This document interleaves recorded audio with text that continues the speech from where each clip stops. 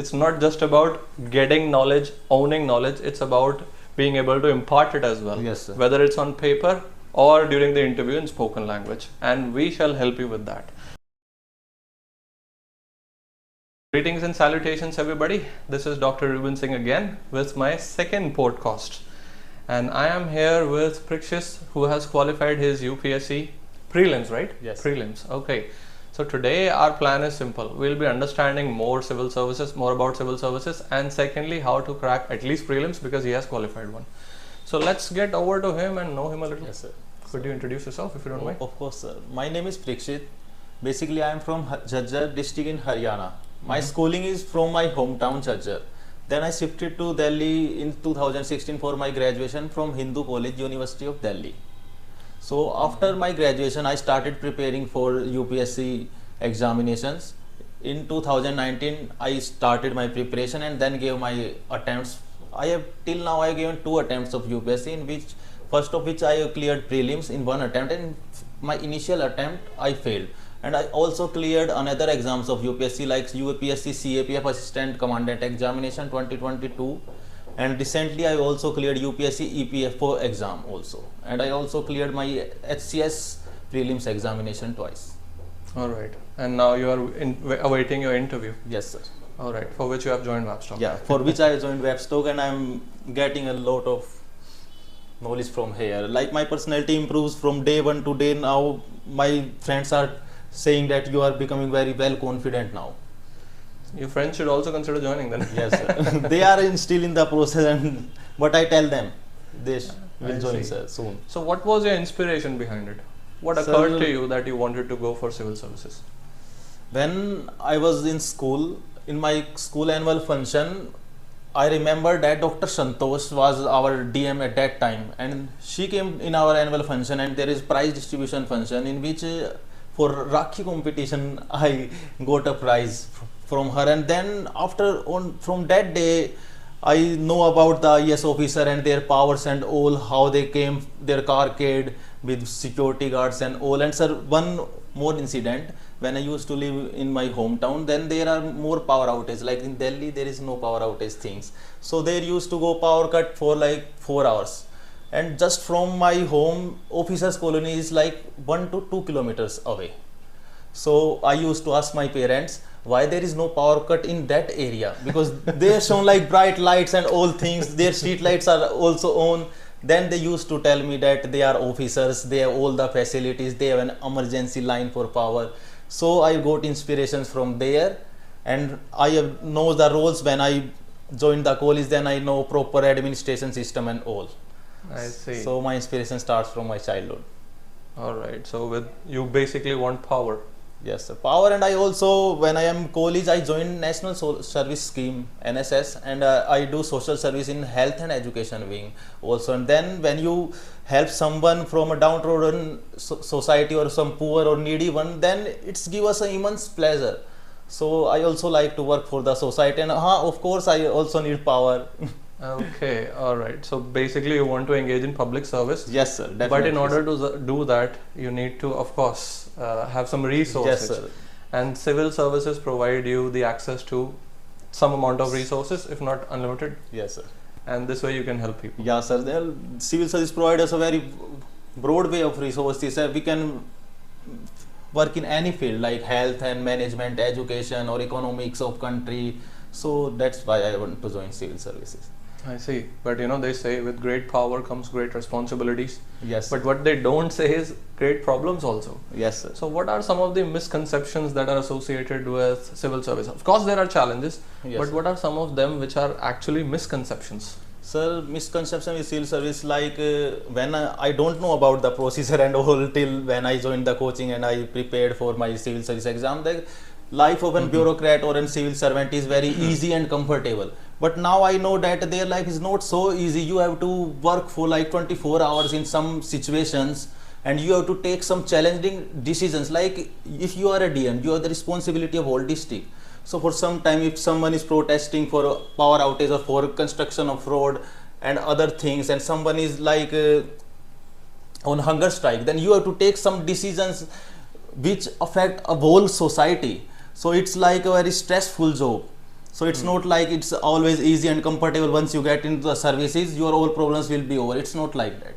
And second thing, sir, many people think that it's pay you high salaries, though the civil servants jobs is like give you very much allowances and facilities, but the salary they give you is modest as compared to our responsibility. So I also think that the salary is not so much high as we and many aspirants think that when they get in the job they will get so much pay and all these things.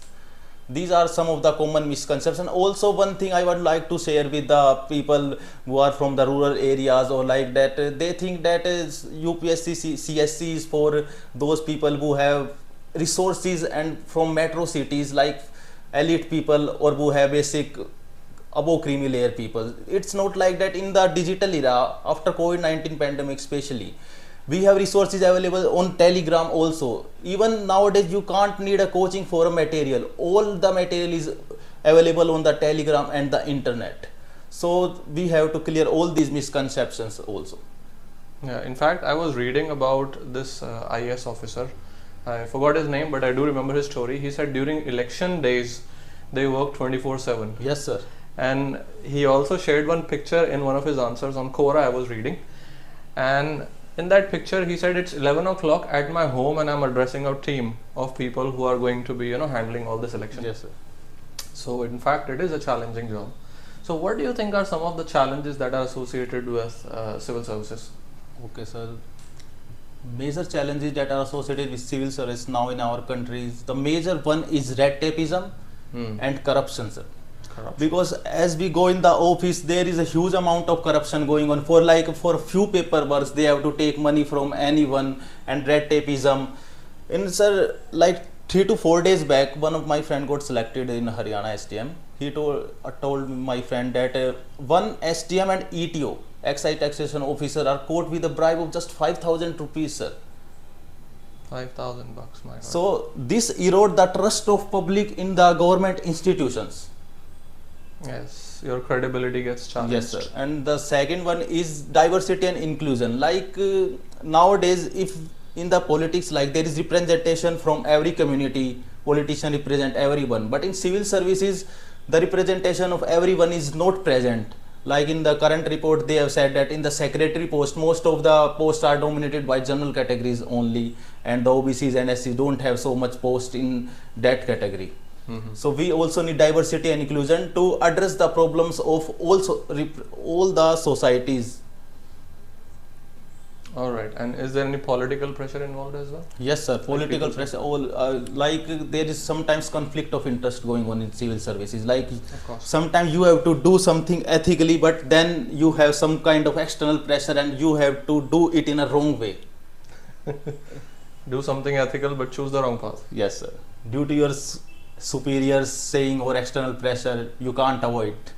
I see. So how to deal with these kind of difficulties? Yes, sir. I have watched 1 or 2 interviews of civil servants, and they said that always ask them to say these things or get their orders in writings. Say them to fax me the order, then I will do it. Or otherwise talk to your seniors. And if they suggest something, then do it. Always take steps wisely in this direction. Because if it's in writing, you have a proof. Yes, sir. So that you cannot be scrutinized. Yeah, later. right, sir. All right. Sounds good. And what are some of the common terminologies or jargons that are there in civil services or in this sector altogether, which our audiences should know or they are not aware of? Yes, sir. There are many terms which audience are, even I am not aware before 2019. Like number one is bureaucracy. Bureaucracy is basically the administration of government. All the paperwork and the things like implementing public policy and all things are done by a bureaucrat. So bureaucracy is the administrating arm of the government. And the second one is majorly we heard in news is joint secretaries, cabinet secretary, chief secretaries. These type of posts are from civil servants. So cabinet secretary is the highest post in the central government, and chief secretary is the highest post in the state governments. They are the highest. Chief secretary and the cabinet secretary are the topmost civil servant of a state and a union respectively.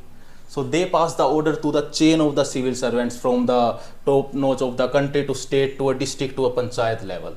And one major term which is also going on is, which I mentioned earlier, is conflict of interest. This is also widespread, because sir, when I have to do something personally or professionally, there will be some interconnection between my influence of my personal decisions on my professional decisions. So there is conflict of decision. In some cases, as we see in judiciary also, judges take recusal from cases because of their personal connections with the prosecution. Accused. Right. All right. So this is one thing. Now, recently I watched on the internet very famously spoken words of our honorable CM, Yes, Arvind Kejriwal. So he said this country runs on democracy and not on bureaucracy. That's one school of thought.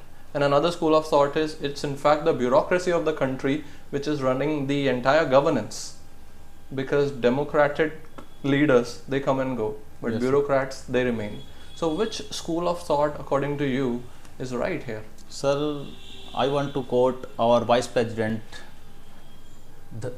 Jagdeep Dhankar ji in a recent book launch in March, I guess.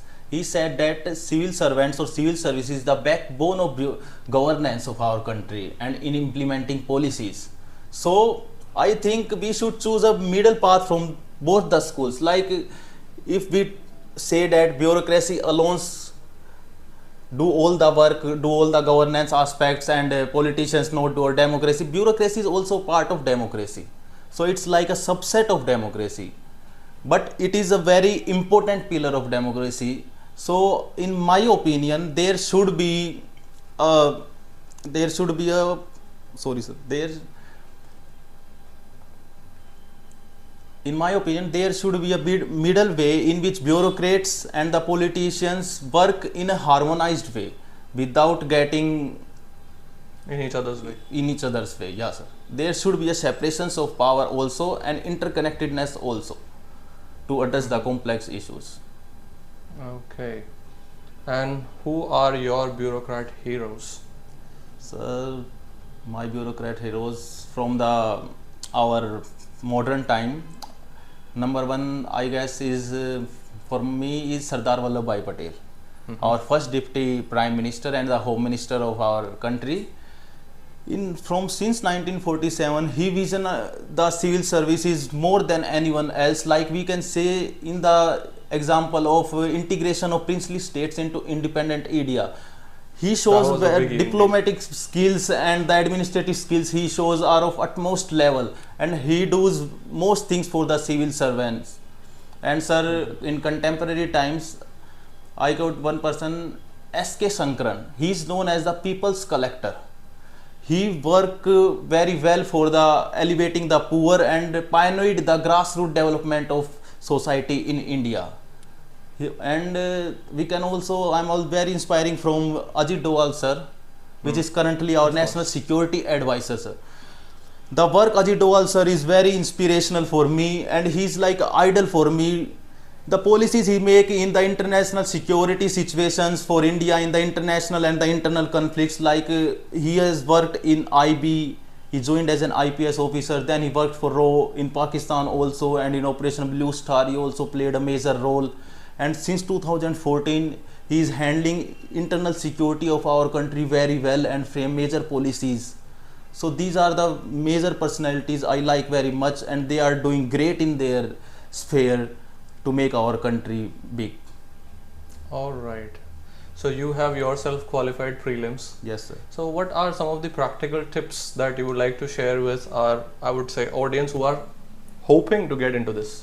Sir, from my experience, I can share that the most important thing is to first understand the exam. The major thing which I also missed in my initial year was not to understand the syllabus of the UPSC.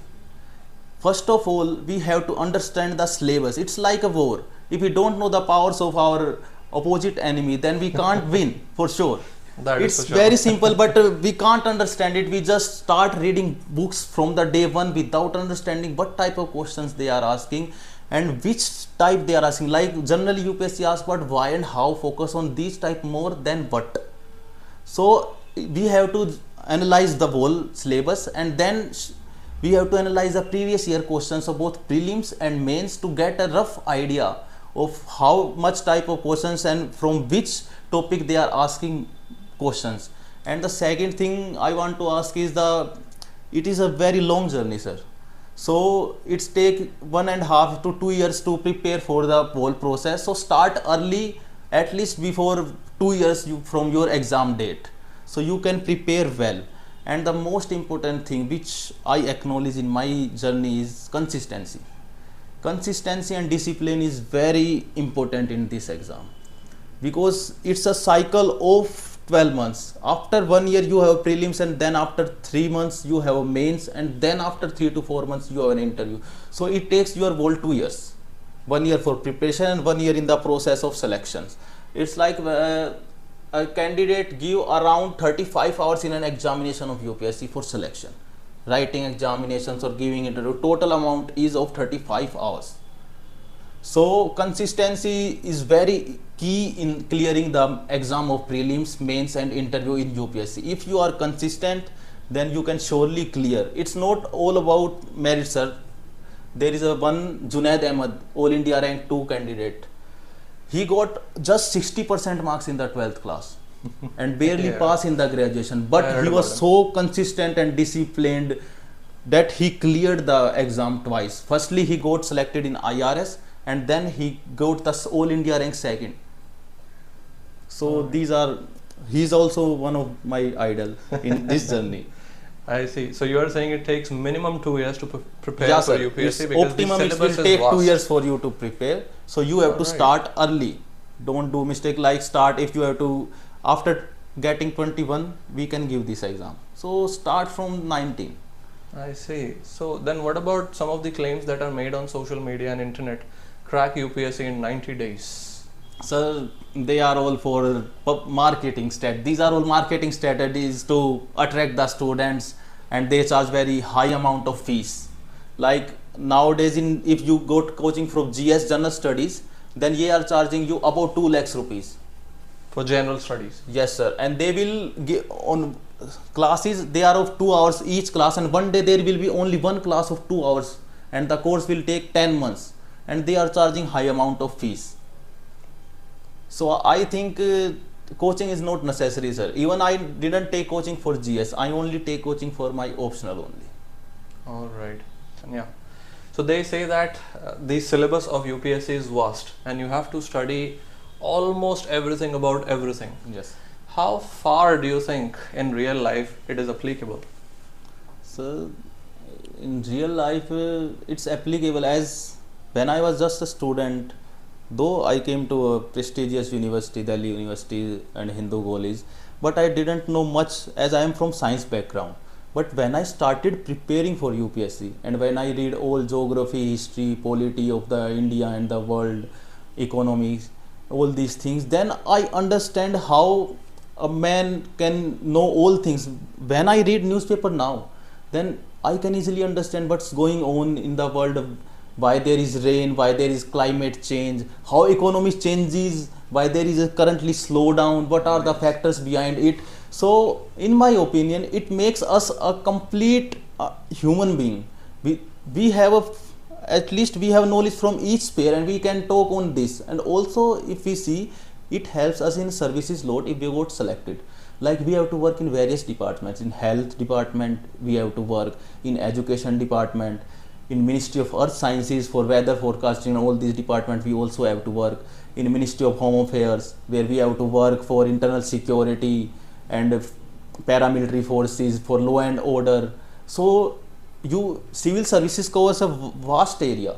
So that's why the syllabus of UPSC CSC is so vast, but we have to not get the deep knowledge from each aspect. We have to just touch the syllabus and understand the basic aspects which help us in our day-to-day life also. All right, sounds good, sounds fair. And what are some of the books or study material or articles you would like to recommend to our, say, beginners? Yeah, so for beginners, I would say read NCERTs from 9th to 12th class. Basically for geography, you have to read from 9th to 12th. For economics, for political science, you can read just for 11th class Indian Constitution. No need to read anything, and then stick to the standard books.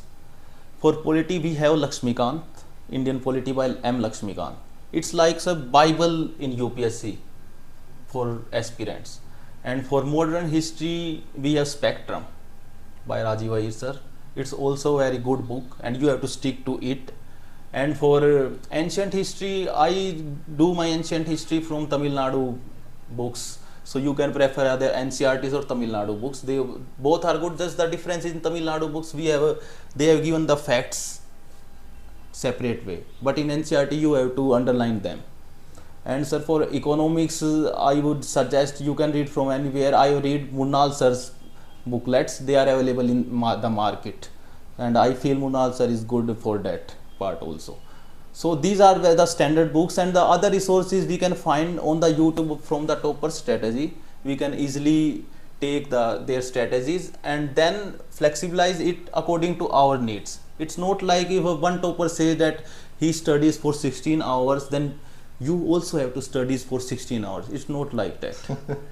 Yeah. No one can study for 16 hours for whole years. It's like herd mentality. Yeah, that's the problem. And the main thing also is to focus on current affairs. Always read newspaper every day. Don't skip the newspaper. It's a very important part in the journey, sir. Without understanding the current affairs and the contemporary issues going on in our society and world, we can't handle the questions. So these are some of the aspects which students have to focus, and these are some of the standard books.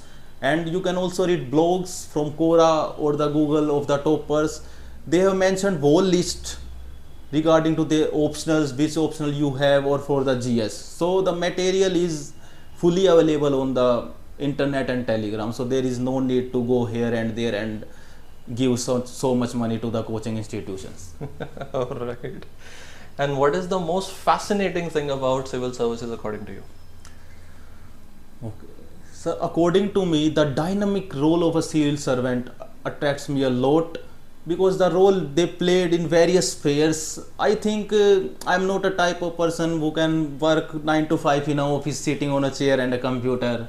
I want to like explore the things. And the second thing is work for the society. Though everyone contribute for the society, some directly or some indirectly, but through civil services, as you tell, we got a power, and we can use that power in a positive way to uplift the society and for the betterment of the society. We have a resources so that we can utilize them for the betterment of our nation.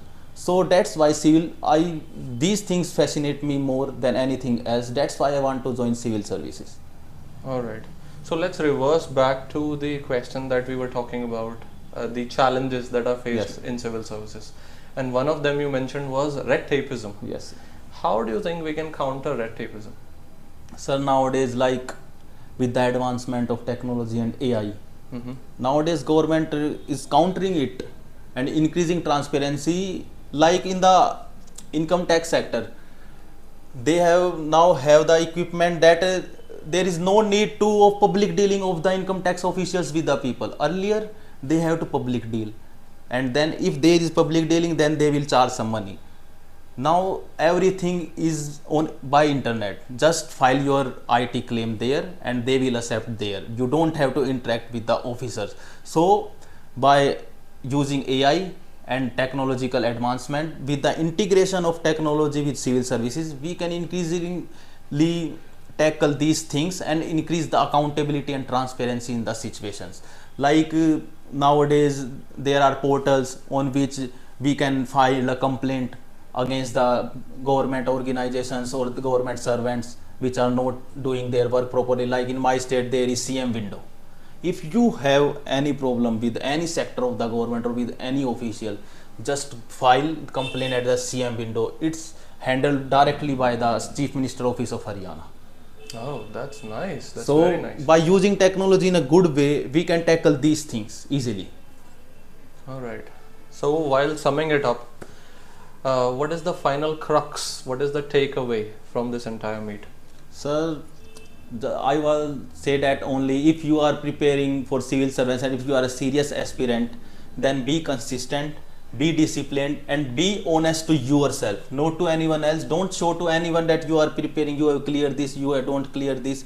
If you are honest to yourself and be consistent, then you will surely get through this examination. Though it's not like easy, it's one of the toughest examination in the world. But if you clear it, and if you have to work for the society and for the betterment of a nation at a bigger level, then it's the right platform for you. Alright, so be consistent, be honest to yourself, of course work hard, Yes, sir. and make the right choices. Yes. Study the right things. You don't have to study 16 hours. No, sir. As long as you study the right content. Yeah, we have Okay. nowadays we are digitalized. We have internet and all things, even in the rural areas. Just Google anything, or just use the artificial intelligence like Chat GPT or Google Bard. They give you the strategy, whole strategy. If you write that I have to wake up at 6 to 9, then they will prepare like in this way your strategy, and they will tell you the books name also. Standard books are same everywhere. For UPSC experience, standard books are same everywhere. They are not changing. Just focus on the books and try to study limited parts from every sphere. Don't go deeper down in every aspect. Like for polity, if you are Lakshmikant, then stick to the Lakshmikant. And one more thing I missed is of revision. Revision is course. also a key. Certainly. If you have then study for a week, for 6 days study, and for Sunday please try to revise all the things you have studied for the week. It's also important to retain whatever we are studying, so that we can answer the questions in the main examination. Right, and of course, yeah, this is how the brain works. Yes, sir. It tends to forget the information that you do not revise. Yeah. And it remembers it if only you revise. Alright, so it was very insightful talk with you Yes, sir. over UPSC. I was offering a handshake over UPSC, and I hope our beginners who are hoping to join civil service and they have yet to start their preparation, I guess this will be a good step for them. This video will be a good Yes, sir. stepping One stone more for thing them. I want to add, sir. Sure, sure. I forgot. When I joined WabsTalk, I joined it solely for the purpose of interview. But which I feel now, since 2019 I started my preparation, that if I joined it earlier, then it helps me a lot in writing my answers also. If I can't conceptualize which I am thinking in my mind by speaking, then I can't write it also, sir, in the copy easily. So I also said to the students who are weak and who don't have good communication skills or grammar or writing skill, you should join WabsTalk. Sir, it is really very beneficial. Honestly, I am speaking. It's give you a huge, like we have essay writing skills and all things, and the prelims is of qualifying. There is no counting of marks. Means which marks are counting, and it's totally of subjective and writing. If we can't communicate well, if we can't express our thoughts well, then we can't represent ourselves even in the copy also. So Right. WabsTalk is also helping me in this way also. As I practice now and before, I have seen a huge change in myself. So I request you all to be focused on your communication skills and writing skills also. Thank you. Alright. Well, in fact, I agree. He has said it rightly. Yes, sir. I experienced it, sir. It's not just about getting knowledge, owning knowledge. It's about being able to impart it as well. Yes, sir. Whether it's on paper or during the interview in spoken language. And we shall help you with that. So feel free to join WabsTalk if you want to impart all the knowledge that you have gathered. And we had a very good podcast today. Yes, sir. Good amount of information you have shared. I hope you clear your exam, Thank you, sir. the interview Yes, that sir. you are hoping for. When is it, by the way? Sir, I think it's in mid-November or December. Mid-November or December. Yes. After clearing, maybe we can have another round of it. Yeah, sir. Definitely. Maybe our audience would like to have some insight regarding that as well. Okay, good talk. Pleasure having you here. Thank you, sir. Thank you.